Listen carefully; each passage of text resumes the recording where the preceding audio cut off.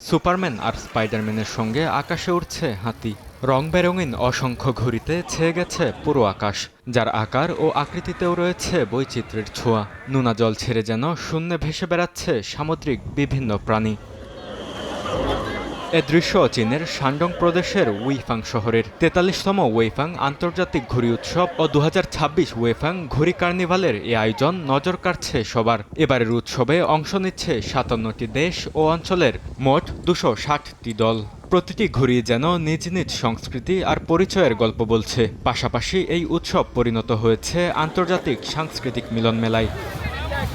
ওয়েফাং দীর্ঘদিন থেকেই ঘুড়ি তৈরির ঐতিহ্যবাহী কেন্দ্র হিসেবে পরিচিত। সূক্ষ্ম কারুকাজ, উজ্জ্বল রং আর স্থিতিশীল উড্ডয়ন এখানকার ঘুড়িকে আলাদা করেছে।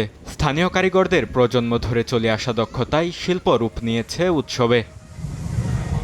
উৎসব ঘিরে ওয়েফাং পর্যটকদের জন্যও বড় আকর্ষণের কেন্দ্রবিন্দু হয়ে উঠেছে। সংস্কৃতির পাশাপাশি উপকৃত হচ্ছে স্থানীয় অর্থনীতিও। ঐতিহ্য আর আধুনিকতার মেলবন্ধনে এ উৎসব হয়ে উঠেছে শহরের গর্বের প্রতীক। বরকতুল্লাহ, সময় সংবাদ।